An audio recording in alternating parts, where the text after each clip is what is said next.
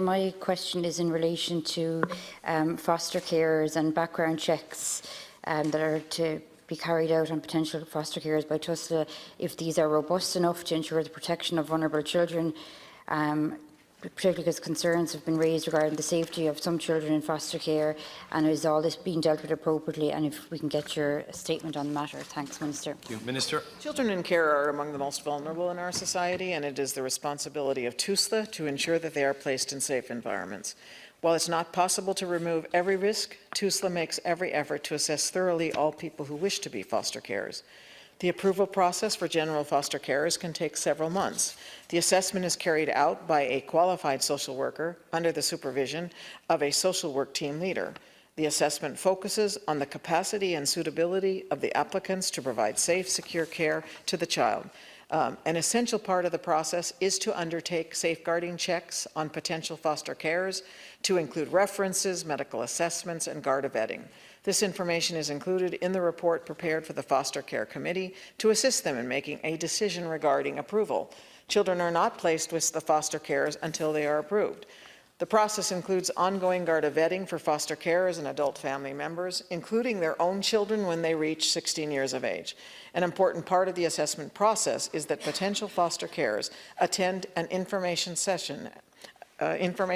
and training session, which includes sessions on how to keep children safe in foster care. In the case of children placed with relative foster carers, the child care regulations say that for an emergency placement in foster care, the assessment must take place as soon as practicable. This is in recognition of unanticipated situations for some children where their best interests may be met, at least initially, by placing them with relatives. However, the standards are clear that safety checks, including GARDA vetting, must take place before the child is placed. As many of the children who are placed with foster carers have previously been neglected or abused, foster carers are advised on ways to be particularly mindful in how they care for the children in this respect.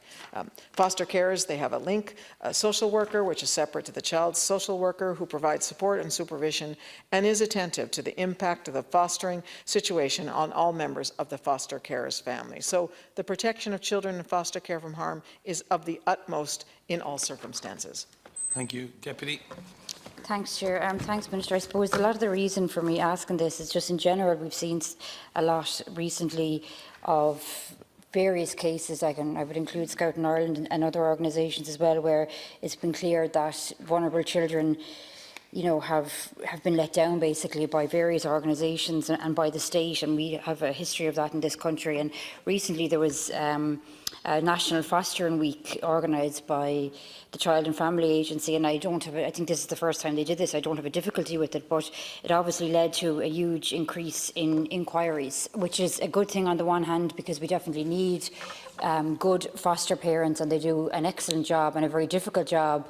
One, I have to say, I don't envy. I really don't know how a lot of them do it, but we do really need to ask the question about not just background checks, I suppose, but support as well for those foster parents, and particularly ongoing, and other deputies have raised it in their questions earlier in relation to resources and the fact that we don't have enough social workers and aftercare workers.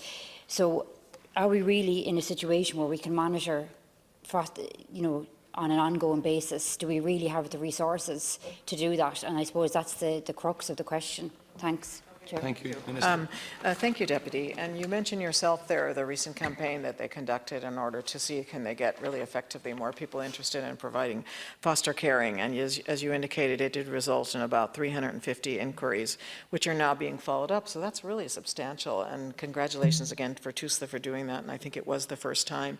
And one of the reasons that they did do it is in relation to resources and the best way to I suppose, to spend them. And I think the Deputy and others would have raised before the difference in costs between private placements for children in care, in addition to, as compared with the public foster carers, so those who are supported by TUSLA.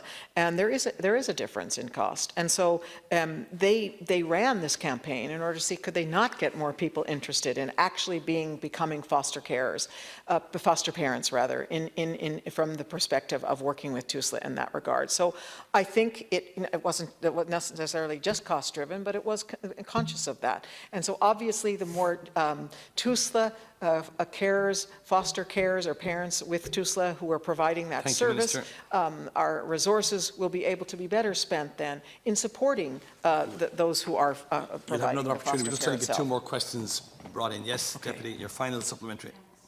No, I suppose part of the reason for this question as well is because foster parents would contact us and say they don't feel that there is a huge amount of support, particularly when people maybe are foster parents for a long time and they're kind of sort of well known and a good placement, but then they maybe get asked to take emergency cases with very little support, and an emergency case then can turn into months and months later, and children are still with them, and sometimes people are left, you know, with a lot of unanswered questions. So it's just, I just think I'm just always conscious of our history and how much we have failed children in the past, and I just would hope that we're starting off on a right foot if they are going to have these types of weeks and if they are going to have information sessions, that is always followed up absolutely robustly, and that it's ongoing, that it's not just one check, that it's ongoing, because first of all foster parents themselves need support, and second of all we need to ensure always that children, the most vulnerable children in our society, are totally in a safe environment, and that's the concerns I have. Thanks. Deputy Minister, to conclude.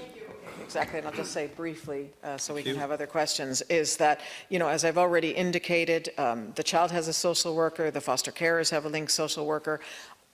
You know, those are considered to be forms of real direct support. I hear you, though, that some foster carers may be representing to you that they feel that they could use more support. I you know, will communicate that to TUSLA. I think that shouldn't stop them from actually going out and looking for more, but that should be an integral aspect of, if we are increasing the numbers, that we need to ensure that there is additional support. Thank you, Minister.